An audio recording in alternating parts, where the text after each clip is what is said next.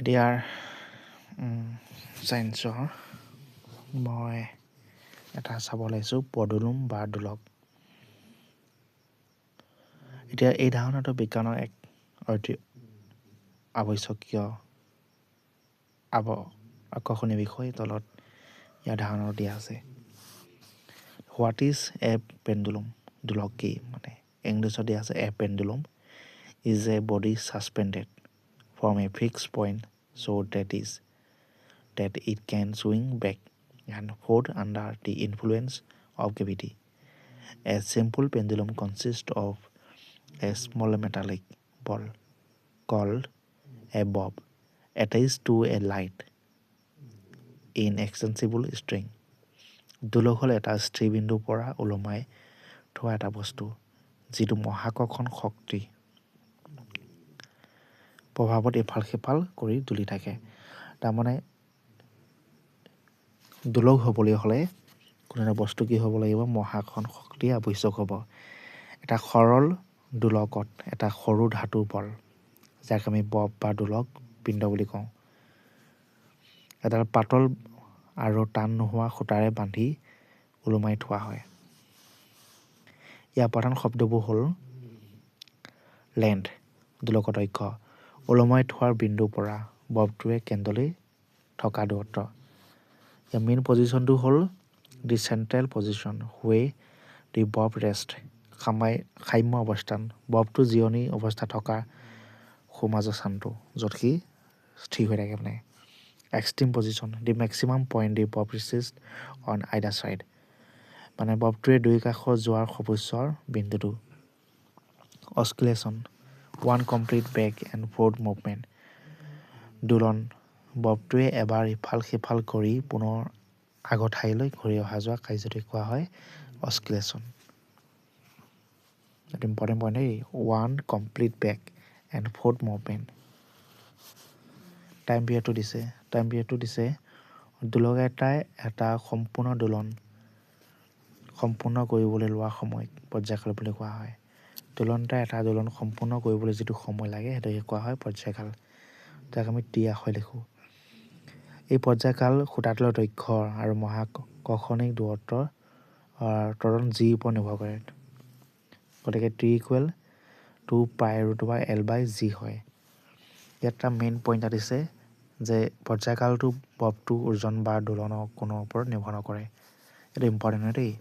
The time period does not depend on the mass of the bob or angle of the swing.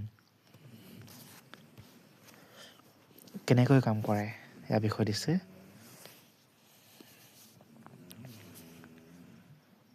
Assamese English দুইটা দিছে, মই দুইটাই শিকি লৈছোঁ।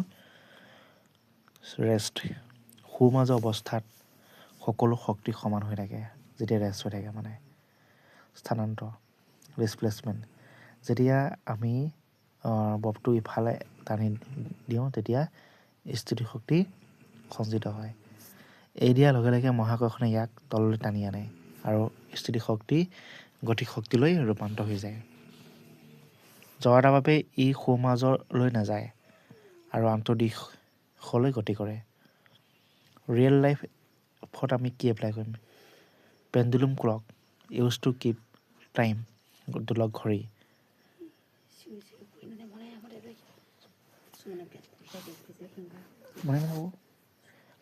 Recording কৰি আছোঁ। মেট্ৰনমছ used by musicians to maintain rhythm. Seismometer to detect earthquakes. ভূমিকম্প জুখিবলৈ কাৰণেও এইটো এপ্লাই কৰা হয়। এতিয়া C-টেটৰ কাৰণে মেইন পইণ্টটো মই চাৰ্চ কৰিছিলোঁ জেমিনিৰ। টাইম পিৰিয়ড আৰু ইয়াৰ দৈৰ্ঘ্যৰ সম্পৰ্কটো দিছে। টাইম পিৰিয়ডটো direct proportional to the square root of length হয়।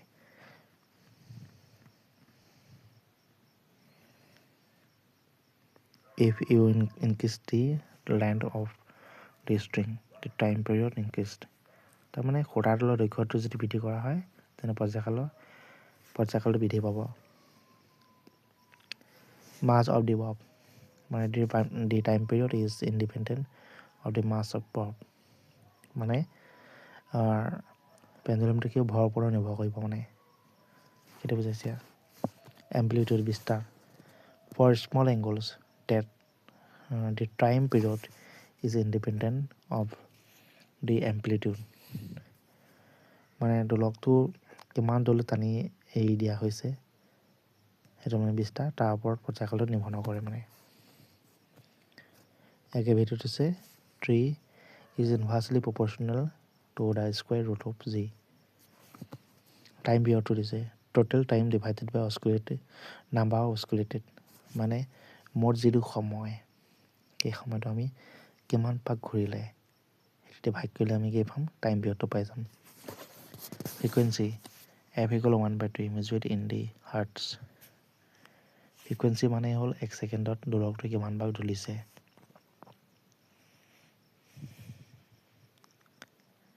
এতিয়া ইয়াত এটা কুৱেশ্যন দিছে a pendulum completes 20 oscillates in 40 seconds what is the time periodটো সুধিছে আমাক তেতিয়া আমি কি ক'ব লাগিব যে মোৰ সময়টো 40 সেকেন্ড 20 বাৰ দলিছে গতিকে 40/20 2 সেকেন্ড ল'ব গতিকে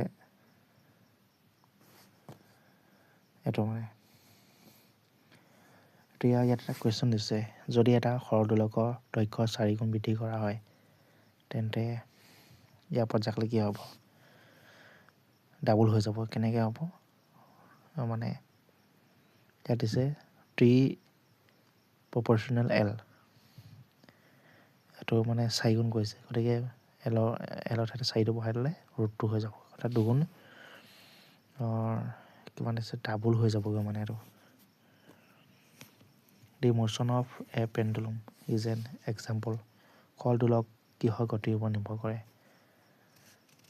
ৰৈখিক গতি পৰ্যাবৃত্ত গতি বৃত্তীয় গতি অনিয়মিত গতি গতিকে এনচাৰ হ'ব B2 পিৰিয়ডিক মোচন পৰ্যাবৃত্ত গতি